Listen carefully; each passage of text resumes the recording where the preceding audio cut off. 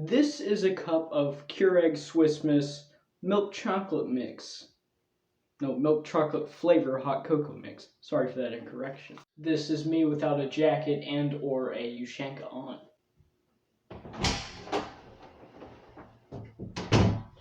And this is a half full jar of Swiss Miss hot cocoa. Half full, to be completely honest, and freshly out of the Keurig. Now you might be wondering, what does this have to do with today's topic?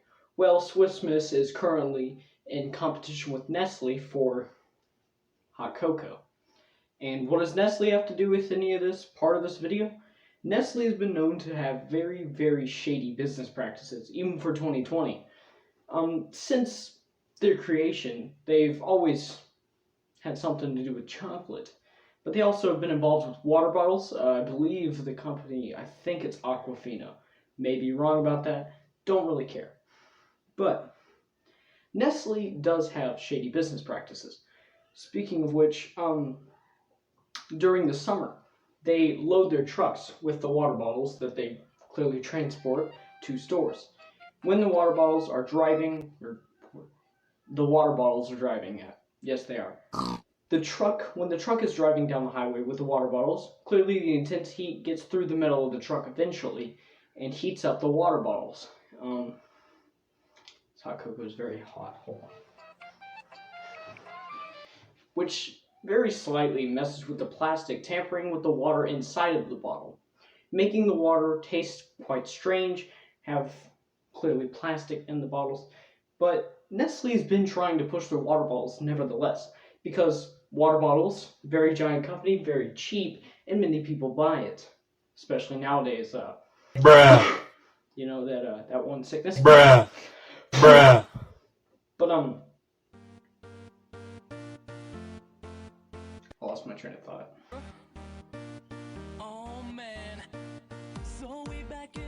yeah, California has been a drought for quite a while. And by the way, I heard all of this from Optimus, a great YouTuber, by the way. Very nice. And I decided to look into what he said. So that's the reason why I made this video. Just a little side note. But California has been in a drought for quite a while. It's a very hot place in general anyway, but they're going through a drought, or at least most of it is. And Nestle makes their water bottles there. Aquafina. I'm just going to call it Aquafina because I think I'm right. But the lakes and rivers have slowly been getting drier and drier because of this giant drought, and Nestle isn't helping with that. Nestle is draining all of these lakes and filtering all of this water, therefore endangering the ecosystem and draining all of the water that's left in California.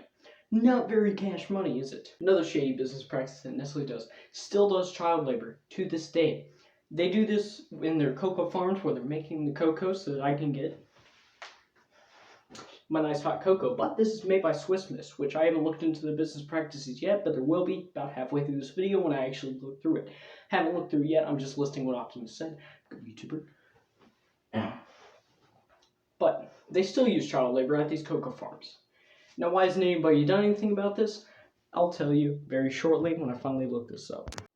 Okay, so after a little bit of research on hot cocoa, well, I haven't done that research yet, sorry. But, talking about the child labor, it seems they've actually cleaned up their act a bit. They're helping to stop child labor, and they've actually lowered child labor by about 55% in their company. Now, whether or not this is true, who knows, who cares? That's another part of this story. Nobody really cares about this because we all live in first and second world countries. Third world countries are the ones suffering, so why should a first world country care? They can't really do anything about it. They don't want to do anything about it. But the draining solution, the whole stealing from California, Nestle hasn't really helped with that. They haven't done anything about that. They've actually made a deal with the government of California to get a permit to keep draining water from California. It's a 3-year permit, which means obviously it expires next year because it happened in about July of 2018, or at least that's what I could find in the newspapers. I couldn't care less back then. I mean, let's be honest, was I really looking into Nestle in 2018? But Nestle has made a deal to drain all this water from California, except for one creek that is used for other purposes. Who knows? Who cares? We're talking about Nestle here. But they've also been stealing from the Great Lakes for a $200 per year permit for a massive company like Nestle, not Nestle, $200 per year. That's a very low price for a company that large. Should be quite obvious. But the residents are complaining about them stealing, and it doesn't really seem like anything's being done about it because they already have the permit. I mean, they can drain the water if they feel like it. Doing some further research on the hot cocoa thing, apparently there are still tons of hot cocoa labor farms in West Africa where obviously most of this cocoa is being grown and hacked down by over 1 million children that are still in child labor. Now, I couldn't find any evidence of Swiss Miss doing this, so I guess that's good for me. But Nestle still had some involvement at some point. We'll get to that later. But the children, they live only off of corn paste and bananas most of the time, which is basically just what the people hiring them give them. There was a law that people in the United States tried to put in place where they couldn't do this, but the farthest they got was a voluntary law that most people just ignored, except for the big companies that signed it and then didn't actually go through with it. And these children, they don't attend school while they're at this work, which is in violation of the ILO. I forgot what that's called, or like what the abbreviation was. I only read so much. But point is, it's illegal in most countries, and it's just a shady business practice. Now, on to Nestle's involvement. Looking into it further, Nestle signed a contract around 20 years ago that the voluntary contract, the one that I talked about earlier, where all the big companies, they signed this big contract and they said they would stop using child labor, but they didn't.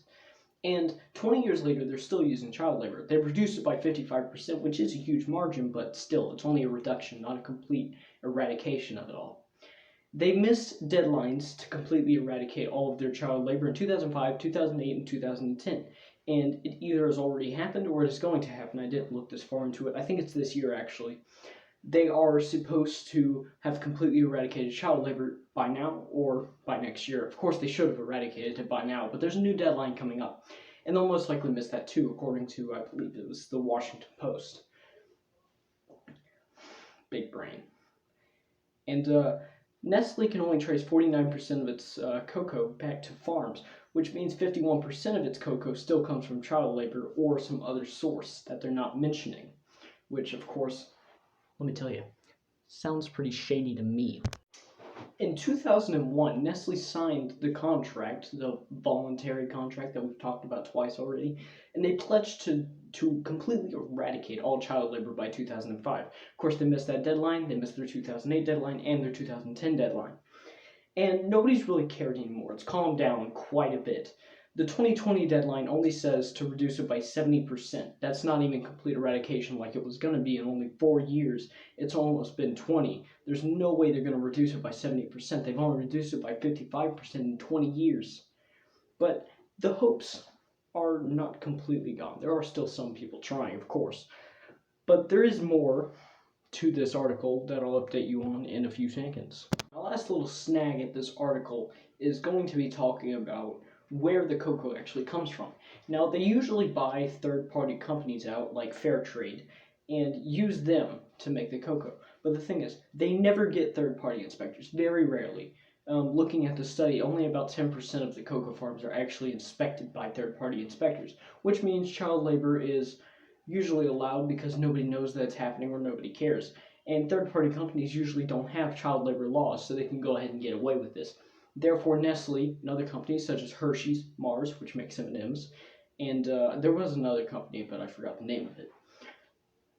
They use these shady business practices, buy out these third-party companies, that they can use child labor, therefore not having to pay millions of workers to make all of this hot cocoa for us, as you'll see here. And actually looking into it, apparently Swiss Miss, I may have read this wrong, but I think Swiss Miss also does child labor too. But it's either not as much or just not talked about as much. But you're not exempt from this either, little buddy. But anyway, I might actually finally take a sip of this. I spent the whole video just staring at this.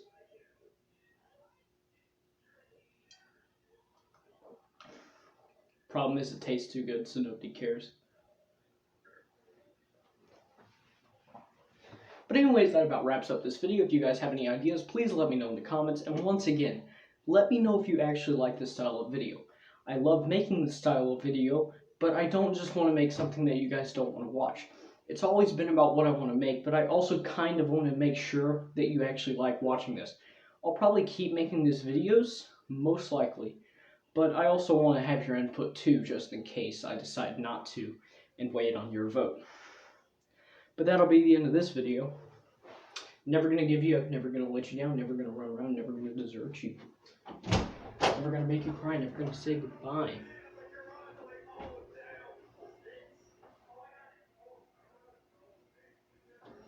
Never gonna tell a lie and hurt you. Maybe it's never gonna tell a lie to hurt you, either way.